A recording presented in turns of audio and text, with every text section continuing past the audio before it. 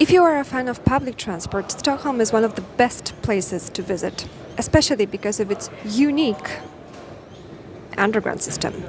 So, if you want to know more about how this interesting place was built and decorated, please join me.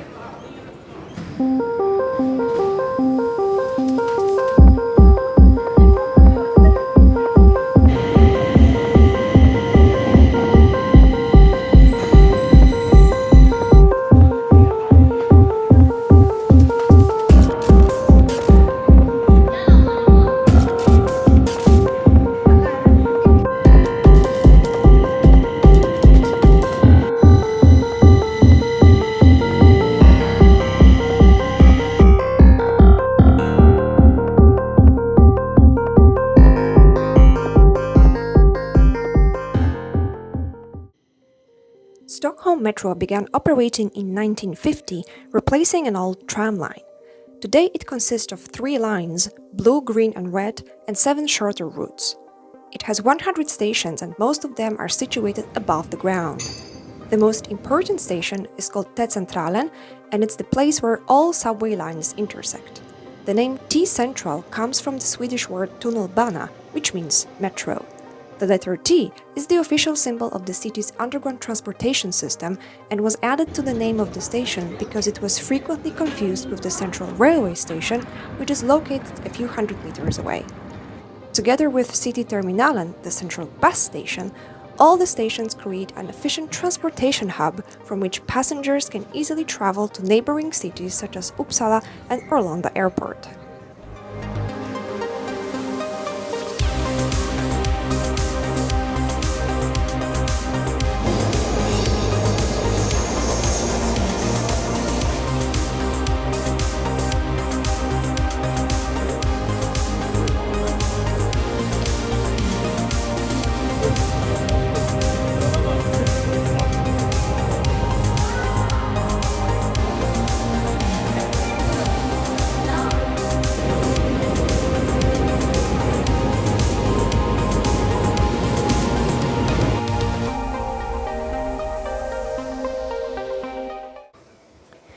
When visitors come to Stockholm, they can easily see that it is located on bedrock, and this is what makes the construction of its underground system so interesting.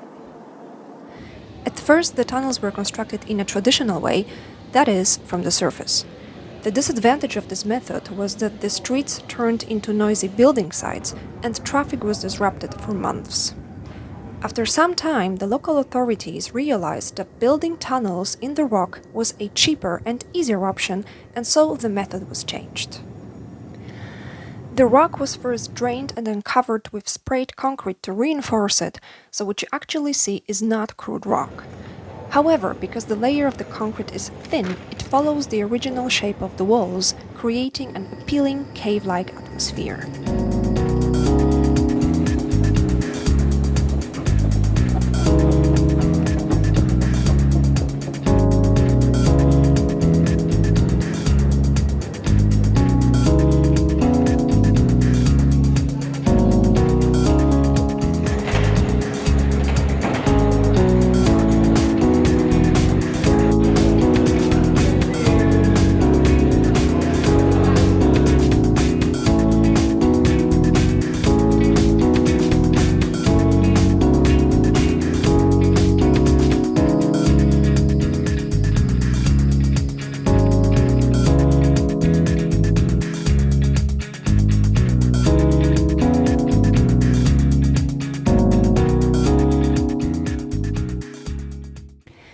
In addition to its unique construction, the Stockholm Metro attracts visitors with its original artistic design.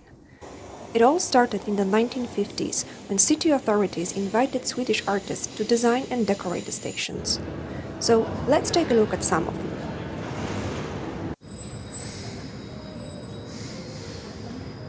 T-Central was the first station to be decorated following a competition organized the previous year. Depending on the line, we can see here blue and white walls with flowery patterns, vines, silhouettes of workers, tiled murals, or engraved concrete pillars.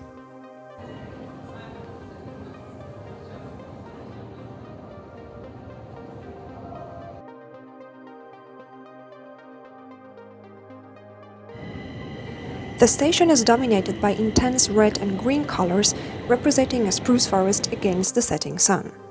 Initially, the walls were supposed to be painted in only red and green, but after some time the artist added drawings and showcases depicting topics widely discussed in Sweden in the 1970s, such as environmental protection and rural depopulation.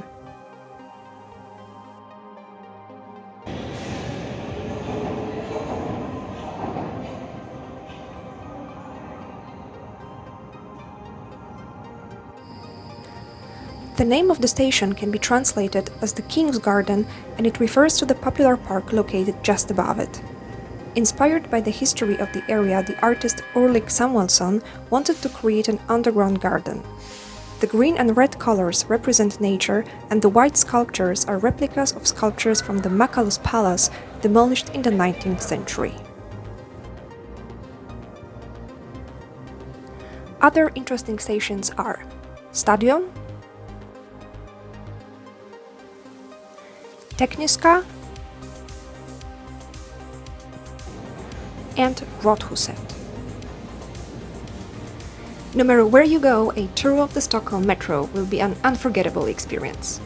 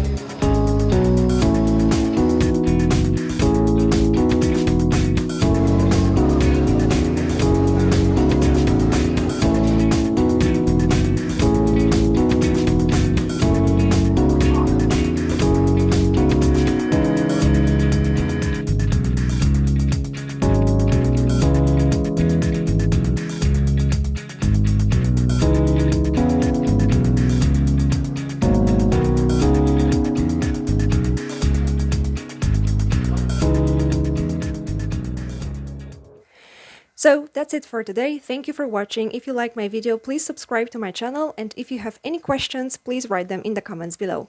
See you soon!